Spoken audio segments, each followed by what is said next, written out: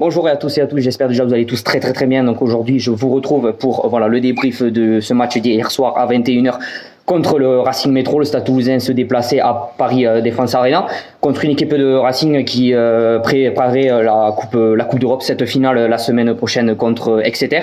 Et ça s'est vu avec cette équipe concoctée par Laurent Travers, avec beaucoup de jeunes qui étaient soit en centre de formation ou soit qui n'avaient pas assez de temps de jeu. Et nous, une équipe différente avec bien sûr beaucoup de cadres, beaucoup de joueurs qui ont été appelés par Fabien Galtier, qui étaient titulaires hier soir, où on a fait aussi quelques changements. On a voulu faire jouer aussi également les joueurs qui n'avaient pas assez de temps de jeu, donc je vous dirai les joueurs. Et on a réussi quand même à s'imposer 30-24 avec un match très compliqué où les Racingmen ont joué leur jeu jusqu'au bout, ont essayé de nous mettre en difficulté. Mais à la fin du match, on a ressenti quand même l'expérience du côté du Stade Toulousain où on leur a mis énormément en difficulté. Et voilà, c'est cette victoire 30-24 qui nous fait énormément de bien, cette victoire à l'extérieur dont on avait beaucoup besoin. L'année dernière, ça a été très difficile de gagner à l'extérieur. Et on voulait cette victoire pour nous mettre dans le droit chemin, pour empocher les points, pour rester leader et rester en haut du classement avant cette trêve bien sûr d'automne de l'équipe de France. Et bien sûr on a su faire le match qu'il fallait, avec bien sûr quelques imperfections, mais le match dans sa globalité a été plutôt très intéressant, avec beaucoup de bonnes occasions, beaucoup d'essais, beaucoup de jeux créés aussi de la part de nos joueurs. Et voilà, grâce à cette victoire, c'est notre 3e victoire consécutive en top 14 et qui nous met bien sûr leader du classement avec 13 points, derrière bien sûr Clermont dont le match a été reporté aujourd'hui contre Bordeaux-Bègles, et qui reste bien sûr notre dauphin avec 9 points, et aussi une autre équipe a aussi à 9 points, je ne sais plus laquelle. Donc voilà, ça fait plaisir de rester leader du championnat, comme je vous l'ai dit, avant cette trêve d'automne qui va bientôt arriver, où bien sûr la Ligue et la Fédération sont en discussion pour mettre un rendez-vous pour les joueurs qui ont été sélectionnés. Et donc j'ai pris avec l'équipe certains points, certains chiffres clés de cette rencontre entre le Stade et le Racing, notamment bien sûr un excellent joueur, une excellente prestation hier de la part de notre Thomas Ramos, positionné en numéro 10. On le connaît bien sûr comme un arrière, mais il a été positionné en numéro 10, on l'a déjà vu jouer en numéro 10, et c'est vraiment pas dégueu. Il sait dynamiser le jeu, il sait bien sûr circuler le ballon, il sait bien faire fonctionner le jeu. Et il a eu un excellent pied, 6 sur 6 hier, et qui nous a énormément aidé hier soir, avec des pénalités qui étaient soit en coin de ligne, une pénalité qui était aux abords des 50 mètres qu'il a réalisé. Un drop à la 65e qu'il a raté avec une barre transversale, mais on lui en veut pas. Et c'est vrai que s'il avait mis, on aurait été un peu plus en réconfort, parce que le Racing, comme je vous l'ai dit, était très en forme hier soir. Il avait envie d'empocher cette victoire avant bien sûr ce match de la Coupe d'Europe.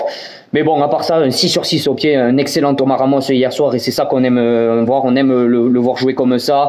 On aime bien sûr le voir faire passer les pénalités, nous empocher les points quand on est en difficulté. Il sait bien sûr dynamiser le jeu comme il faut en numéro 10 et en numéro 15. Donc franchement, très belle prestation de Thomas Ramos hier soir. Et après, dans notre équipe, comme je vous l'ai dit, on a eu pas mal de changements, notamment les retours de certains joueurs qu'on avait vu l'année dernière et qu'on n'a pas vu dans ce début de saison, notamment Antoine Miquel, qui a été positionné en 3e ligne centre et qui est revenu jouer hier soir. On a vu aussi la première titularisation de Yannick Youyut, de seconde ligne du Stade Toulousain. Holmes, qu'on connaît comme numéro 10 et qui a été positionné 2e centre aux côtés de Romain Ntamak, numéro 12. Et puis, bien sûr, on le connaît, bien sûr, Chestin Colby comme un ailier en arrière, mais de toute façon, il sait jouer à n'importe quel poste. On l'a vu jouer comme un numéro 10, comme un numéro 14, comme un numéro 15. Il a été fabuleux hier soir, avec hauteur d'un essai, bien sûr, à la 26e, conclu, bien sûr, avec cette passe de Romain Ntamak. Comme je vous l'ai dit, on a réussi des fois à mettre notre jeu en place, et c'est ça qui a fait ce score.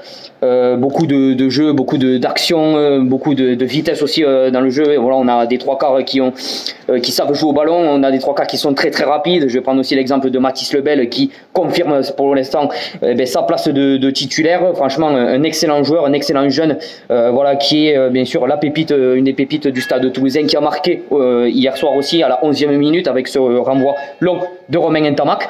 Donc franchement, on a su quand même utiliser nos trois quarts qui sont très rapides, qui sont très efficaces quand il s'agit voilà, de déborder sur le bord de la ligne, quand il s'agit bien sûr de marquer. On a vu avec Colby, comme je dis, on a vu avec Mathis Lebel.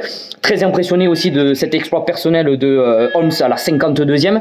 Bien sûr, un exploit personnel où quand même il avait en sous-soutien Chestin Colby, mais il a fait son exploit personnel, il s'est battu jusqu'au bout. On a vu sa hargne quand il a pris ce débordement, quand il a cassé cette ligne défensive du Racing.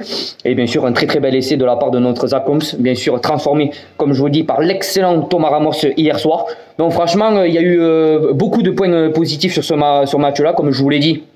L'équipe du Racing avait une équipe bien remaniée car ils préparaient bien sûr la Coupe d'Europe la semaine prochaine, cette finale contre Exeter, en espérant que le Racing bien sûr gagne cette finale. Bien sûr, un club français qui gagne la Coupe d'Europe, ça serait un truc de fou. En plus pour leur première étoile, ça serait un truc extraordinaire pour les clubs français et surtout pour le Racing. Donc voilà, les titulaires ont été remis à repos pour bien préparer cette finale et c'est normal. Ensuite, maintenant je vais parler aussi de quelques imperfections et donc moi je retrouve beaucoup dans les matchs précédents et dans ce match-là, c'est au niveau de la touche. Pito Movaca encore une fois a manqué énormément de touches, ou soit on était contré, ou soit on n'arrivait pas bien sûr à s'entendre dans les touches, et encore Pito Movaca a raté beaucoup de touches et je pense que c'est l'élément négatif de ce match. Donc franchement j'espère que voilà cette imperfection va être voilà, entraînée à l'entraînement, qu'il va réussir voilà, à corriger voilà, ces imperfections. Ensuite, on a eu Guillaume Marchand qui est revenu, qui lui a été un peu plus efficace dans les touches, mais encore une fois, cette touche, c'est un peu cette imperfection dans cette saison et celle de l'année dernière. On n'arrive pas, des fois on s'entend, on n'arrivait pas à utiliser Richie qui est l'élément phare de cette touche. Mais bon, voilà, on a réussi à corriger un peu ça avec la rentrée de Guillaume Marchand. Ensuite, on a eu le retour aussi de Pitaki qui était rentré, je sais plus à la combien de minutes, et c'est vrai qu'au niveau défensivement, des fois il a manqué. Moi, comme je vous l'ai dit, Pitaki c'est une des pièces maîtresses, si c'est la pièce maîtresse défensive du Stade Toulousain, et quand il est rentré, on a vu de suite que voilà, c'est lui qui nous manquait défensivement. On a de suite été voilà, mis en place, de suite le rideau défensif du Stade Toulousain était mis en place, et bien voilà, ça a changé énormément. Après, au niveau du sol, on a eu un peu plus de mal. On a fait quand même pas mal de fautes. Soit on déblayait sur le côté, ou soit on n'était pas sur nos appuis. Donc, on a donné quand même pas mal de fautes du côté du Racing. Et si quand même je dois féliciter un joueur du Racing, c'est le moins de 20 ans, voilà, Jordan Joseph, qui a été monstrueux hier soir. Donc voilà, petit big up voilà, Jordan Joseph, moins de 20 ans, qui bien sûr a été excellent hier soir. Donc bravo à lui. Mais bon, c'est pas le sujet, c'était une petite parenthèse. Donc voilà, ce match a été conclu 30-24, une victoire à l'extérieur qui fait du bien. Comme je vous l'ai dit, on reste leader du top 14 pour l'instant avec cette 4e journée. Aujourd'hui, il y a Lyon-Pau qui se déroule ce soir à 21h10, il me semble. Mais bon, si on doit retenir du positif, on est premier. 13 points, il ne faut pas s'emballer. On a le prochain match, il me semble, c'est contre Brive. Donc il faudra confirmer bien sûr ça, il faudra bien sûr rester leader, essayer de rester leader avant, comme je dis, cette trêve en automne où les internationaux français vont partir. Donc voilà, il faut continuer à utiliser nos titulaires pour empocher le maximum de points. Et puis je pense que ça devrait aller si on arrive bien sûr à continuer à jouer notre jeu, si on arrive à mettre notre jeu en place et si on arrive à les mettre en difficulté. Et puis je pense que tout ira bien. Voilà, merci à tous d'avoir suivi voilà, ce débrief. N'hésitez pas à vous abonner, à liker pour me soutenir, pour que je fasse des débriefs chaque week-end. Et puis je vous souhaite une très bonne journée et je vous dis à la prochaine. Ciao.